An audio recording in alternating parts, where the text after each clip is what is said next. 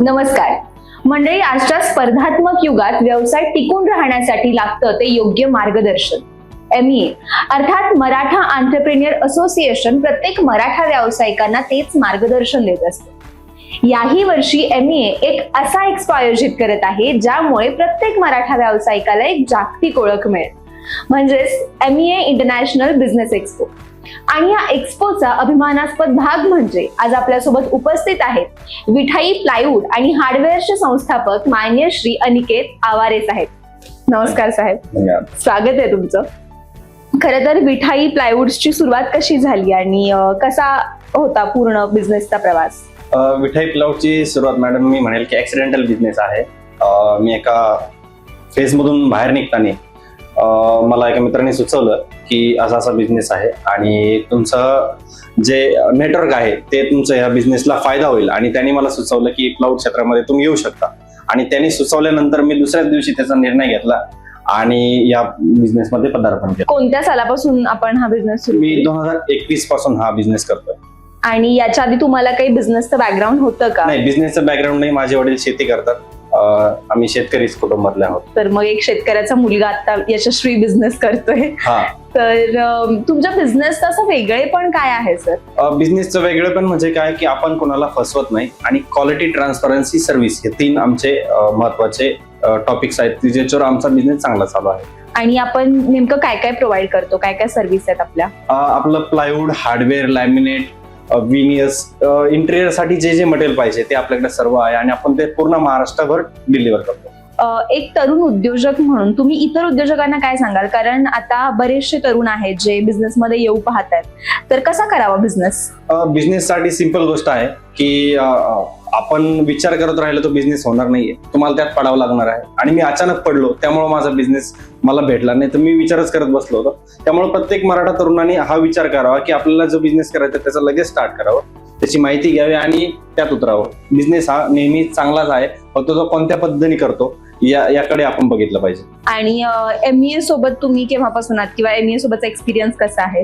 MEA सोबत माझी आता पहिलीच मीटिंग झाली आहे आणि मी त्याचा मेंबरही झालो. आणि MEA म्हणजे मराठा एंटरप्रेन्योर असोसिएशन मला नेटवर्क मध्ये खूप म्हणजे नेटवर्किंग मध्येच बिझनेस चांगला चालतो हे मला माहिती आहे. आणि मला MEAचं ज्याबद्दल जेव्हा कळलं त्यावेळेस मी लगेच MEA जॉईन केलं आणि मला एक्स्पोचंही मला ज्यावेळेस कळलं तर मी एक्स्पो पण लगेच स्टॉल बुक केला. आणि ह्या स्टॉलची काय इम्प्रेसिव्ह गोष्ट तुम्हाला वाटते? सगळे मराठा एंटरप्रेन्योर्स येणार आहेत आणि महाराष्ट्रातून सर्व मराठा जे बांधव आहेत ज्यांना बिझनेस करायचा किंवा ज्यांचा बिझनेस आहे ते सर्व येणार आहेत. असा प्लॅटफॉर्म मला कुठे भेटेल की जिथं सर्वच येणार आहेत, तर तो मी प्लॅटफॉर्मसाठी स्टॉल बुक केला लगेच. सर, तुम्ही एक यशस्वी बिझनेस करत आहात, तर बिझनेस लाईफ आणि पर्सनल लाईफ कसा समतोल राखला जातो? बिझनेस आणि फॅमिली लाईफ खूप म्हणजे डिफिकल्ट जाते, कारण की जॉब करणारा माणूस 10 ते 6 जॉब करून त्याचा नंतर त्याचा वेळ असतो, पण बिझनेसला हा वेळ भेटत नाही. पण आपल्याला फॅमिली इम्पॉर्टंट आहे, त्यासाठी आपल्याला फॅमिलीला वेळ द्यावा लागतो. कधी कधी बिझनेसकडे दुर्लक्ष होतं, कधी कधी फॅमिलीकडे दुर्लक्ष होतं, पण ते समतोल आपण साधतोय.